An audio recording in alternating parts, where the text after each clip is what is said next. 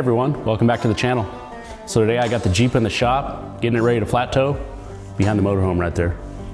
And most of the base plate flat tow setups, they just look bulky, and I didn't really want that, so I'm gonna be installing the Maximus-3 Tow Loops. And then I got the Blue Ox tow bar that'll hook up to them. So I'm gonna show you guys the full install, and then we'll hook it up to the coach, see how it's gonna work out. So I'm gonna get busy.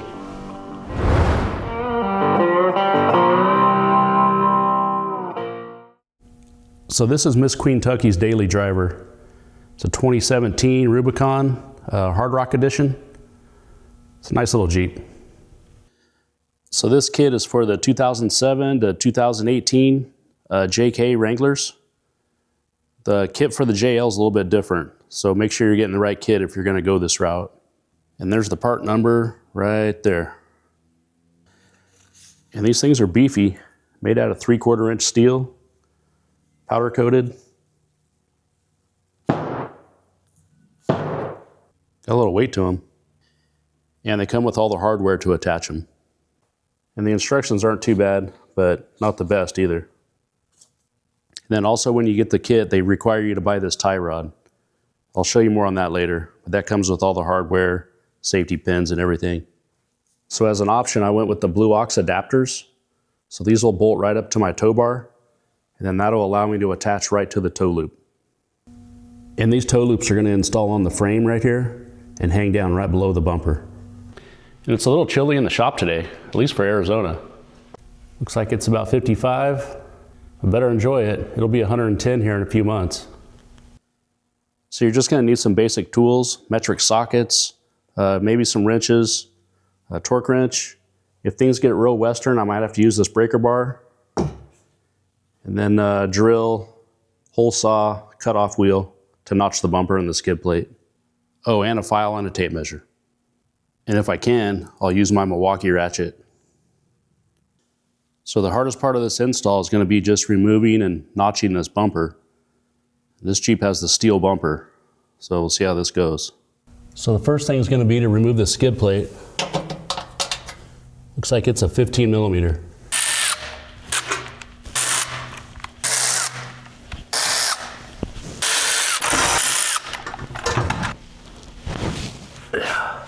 And then disconnect fog lights. There's a little tab on the side right there. There. That little tab. Same thing on the other side. And then to remove the bumper, there's 4 nuts on each side you have to remove. There's 2 right there. And you kind of see them up in there, but there's 2 more right there. And then same for the other side, so a total of 8 nuts. So before I do that, I'm thinking this plate for the winch is going to have to come off too. So I'm going to do that first. So that's going to be a T50 torque socket. Then on the back side, there's a 15 millimeter nut.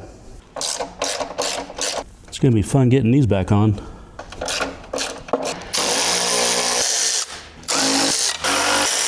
Why'd they do that? I got to take off another bolt. And of course, that's a 3/4 American.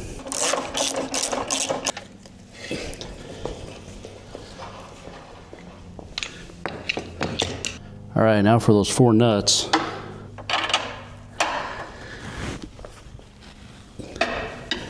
And these are 18 millimeter.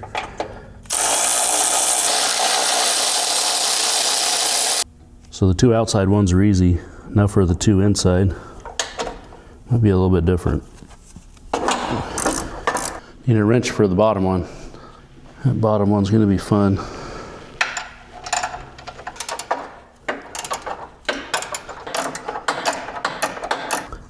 Well, that took about 3 hours, but I got it. All right, now for the last 4.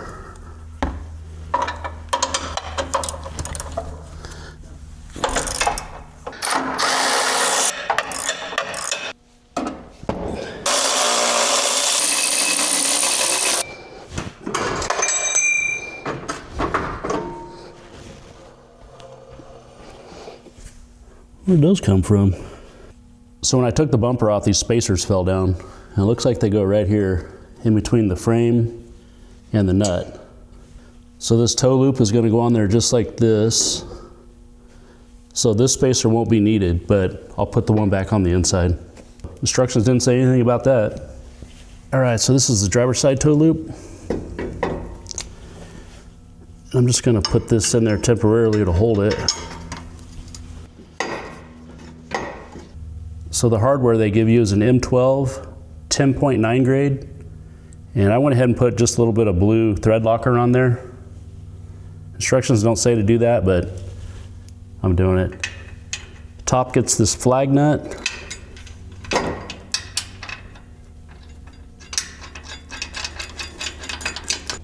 Then the bottom uses this longer bolt with the nut on the inside. So that's it. Now I just need to torque them down. Then you want to make sure these front bumper bolts stay lined up, so I might just leave that in there while I torque it down. So the bolts are a 19mm socket, and the nuts on the inside are a 18. I like how they mix it up. And the torque for an M12 10.9 bolt is 90 foot-pounds. They don't tell you that in the instructions either.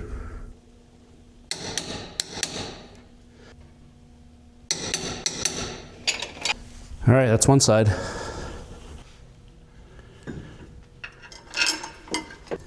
Just using a 3/8 bolt to kind of hold it in place.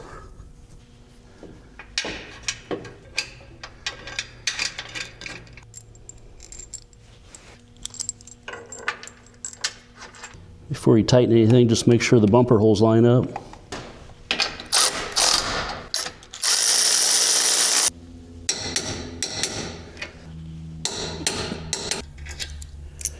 And that's it for that side. Okay, so the next step is going to be to notch the bottom of the bumper. So I got it flipped upside down. And the instructions say off of this center hole right here to go 441mm on each side and mark it, or 17 3/8. Looks like Miss Queentucky's been getting a little western out there on the trails. See some scuff marks. Okay, so 17 3/8 right there. Same on this side, 17 3/8. And then it says 44mm or 1 3/4 off the edge. So that's right there. Same on this side, 1 3/4. Then I'm just going to transfer that 17 3/8 mark to about right there. Same on this side. And I'm going to drill a pilot hole in those two spots. I'm just going to drill an 1/8 inch pilot hole right there where those cross marks are. Go ahead and remove these clips.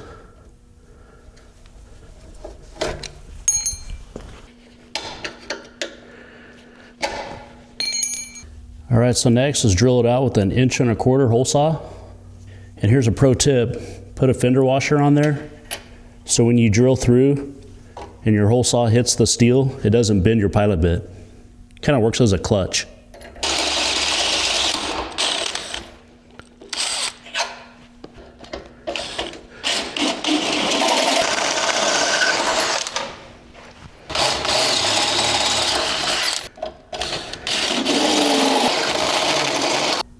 Then it just says to make some straight lines from your hole to the edge of the bumper.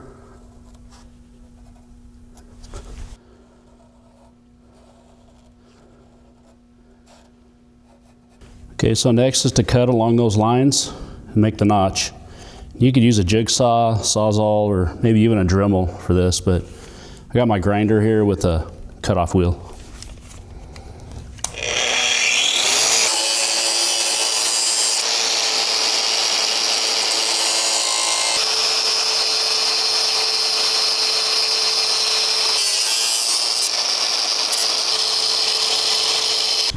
Give it a little file.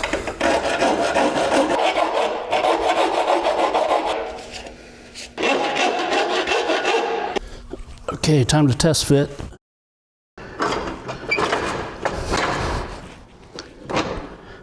It's perfect. Looks good.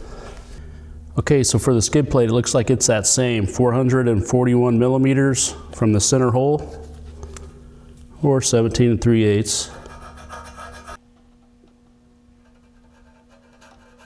And then 32 millimeters or 1.25 inches back from the edge.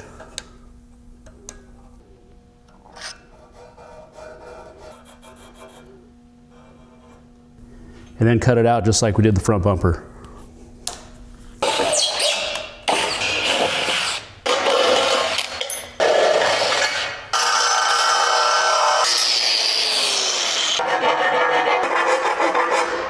So here's a pro tip for covering up a raw metal edge. I like to just take some spray paint, spray it inside of a paper bowl, then just take a Q-tip and just kind of dab it on the raw metal edge. That way you're not getting overspray everywhere and just a little bit cleaner. All right, time for reassembly. Put the spacers back on the inside set.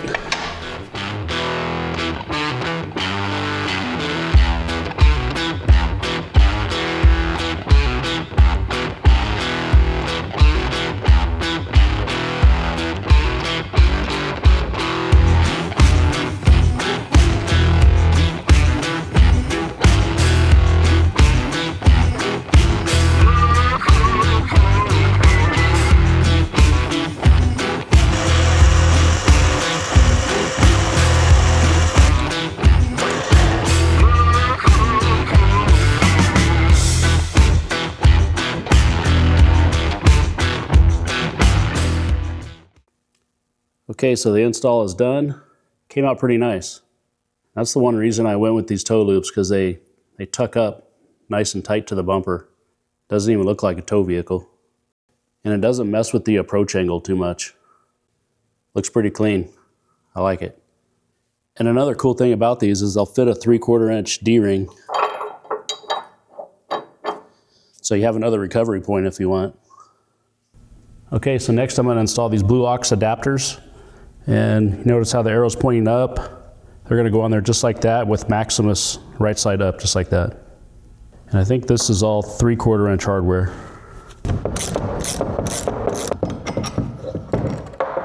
And it looks like they shortchanged me on a nylon washer. They only gave me 3.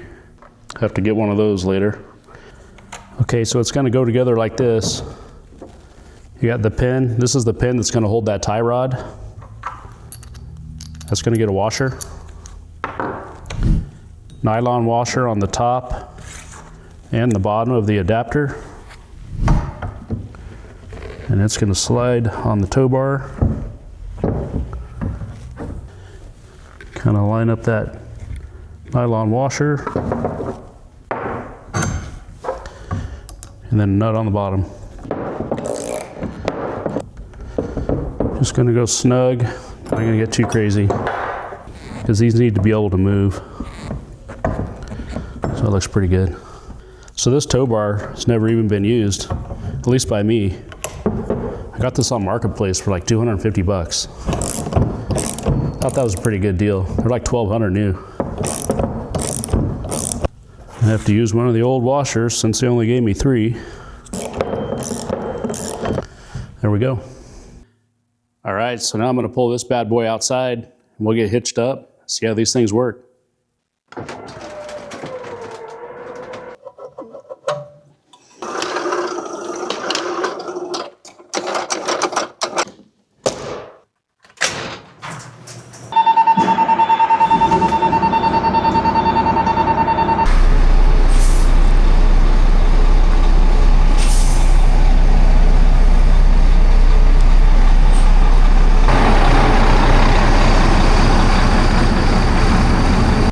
So this is my first time using this blue ox.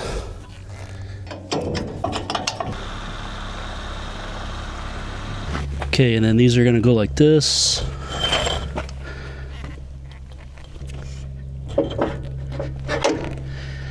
It's gonna go like that with a pin. Safety pin in the back.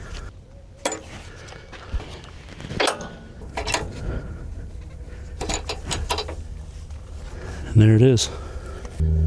Okay, so now for the tie rod.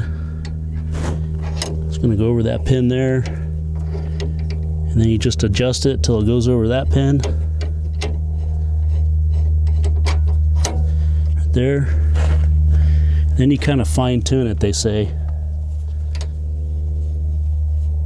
So it's not pushing out on the adapter and it's not pulling it in. Just kind of right in the middle. So that looks pretty good. Then you just tighten down these jam nuts and you should never have to adjust it again after the initial setup. You put your safety pins in there. And those jam nuts are a 3/4 inch.